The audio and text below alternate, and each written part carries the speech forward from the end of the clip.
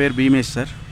Sir ఇప్పుడు మీరు గమనిస్తున్నారుగా అన్ని కేంద్ర ప్రభుత్వంలో నిర్వహించే పరీక్షలు అవ్వచ్చు, రాష్ట్ర ప్రభుత్వంలో అవ్వచ్చు, పేపర్ లీక్స్ ఘటన అనేది చాలా తీవ్రంగా ఉంది. అంటే పిల్లలు చాలా నష్టపోతున్నారు కదా. సో దీని మీద మీ అభిప్రాయం ఏంటి? ఏదైనా కొంచెం చర్య తీసుకోవాల్సిందే సార్. అది లీక్స్ ఎవరు చేస్తున్నారో వాళ్ళ మీద చర్య తీసుకొని పిల్లల భవిష్యత్తు కాపాడాల్సిందే ఏ ప్రభుత్వం ఉన్నా. ఎందుకంటే పిల్లల భవిష్యత్తు ఆట ఆడుకోవటం తెలంగాణ ప్రభుత్వమే కానీ కేంద్ర ప్రభుత్వమే కానీ ఏదైనా పిల్లల జీవితాలతోటి ఆట ఆడుకోవద్దు. ఇప్పుడు పిల్లలు చూస్తున్నారు కదా, స్కూల్ ఫీజులు అవ్వచ్చు, యూనిఫామ్లు అవ్వచ్చు, విచ్చలవిడిగా పెరిగిపోతున్నాయి ఫీజులు.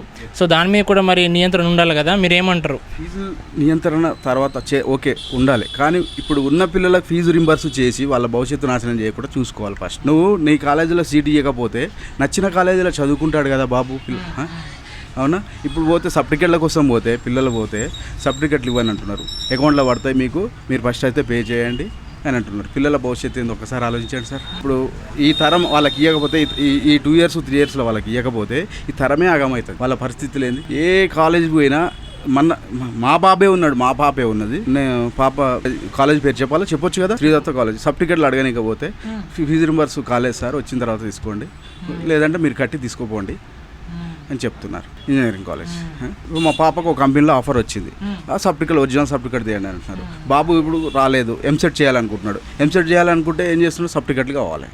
ఇప్పుడు అక్కడ కట్టాలి, ఇక్కడ కట్టాలి. అదే నువ్వు సీట్ ఇవ్వకపోతే నాకు నచ్చిన కాలేజీ డిగ్రీ చేసుకుందును, పని చేయించుకుందును. పాపల పరిస్థితిని ఒక్కసారి ఆలోచించండి.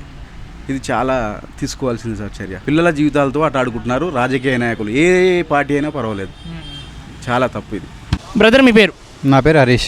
ఓకే, ఇప్పుడు కేంద్రంలో అయినా రాష్ట్రంలో అయినా పేపర్ లీక్స్ అనేవి బాగా వినిపిస్తున్నాయి కదా. సో దాని మీద పిల్లలు చాలా ఎఫెక్ట్ అవుతున్నారు, యువత అవ్వచ్చు, పిల్లలు. సో దాని మీద మీ అభిప్రాయం ఏంటి? అంటే ఎలాంటి యాక్షన్ తీసుకోవచ్చు? ఎలాంటివి అంటే చదువుకున్నవానికి ఏం లేకుండా పోతున్నాడు. చదువుకున్న అదే ప్రపంచం అనుకున్న బతుకుడు అయితే లాస్ట్ 0 అవుతున్నాడు. మామూలుగా మిడిల్ వచ్చే వాళ్ళ మటుకు పేపర్ లీక్ కావడం వల్ల మనీ కట్టేసి వాళ్ళు ప్రాపర్గా పైకి వెళ్ళిపోతున్నారు. బలిసిన వాళ్ళు ఎప్పుడు బలుస్తూనే ఉన్నారు, మిడిల్ క్లాస్ మటుకు ఎదుగుతలేరు. అంటే పాపం వాళ్ళు కష్టపడి చదువుతారు కదా, ఒకసారి కాదు 2 సార్లు, చాలాసార్లు ఇలా జరుగుతూ ఉన్నాయి. అది కేంద్రంలో అవ్వచ్చు, రాష్ట్రంలో అవ్వచ్చు. అంటే ఎందుకు ఇలా? ఎందుకంటే ఇప్పుడు ప్రభుత్వం అనేది వాళ్ళ టేస్ట్ మనకు తెలియదు అండి. మొత్తం మీద ప్రభుత్వం మీద ఆధారపడి ఉంటుంది. ప్లస్ దాని కింద పనిచేసే అధికారులు కూడా బాగా ప్రోత్సహిస్తారు ఈ విషయాన్ని. అంటే అక్కడ మనకు తెలిసిన ఇన్ఫర్మేషన్ ఏంటంటే అక్కడ ఉన్న అధికారులే లీక్ చేయడం జరుగుతుంది అంటున్నారు. మరి అది ఎంతవరకు కరెక్ట్? వాళ్ళని చెప్పలేను. ఆ అధికారంలో ఉండే వాళ్ళు ఎవరు ఉంటే వాళ్ళు అంతే, ఎవరుంటే వాళ్ళ దగ్గర ఉన్న వాళ్ళు చేసుకుంటారు అంతే. ఇంకా మనం ఇంకా వాళ్ళే స్పెసిఫిక్గానే మనం చెప్పలేము.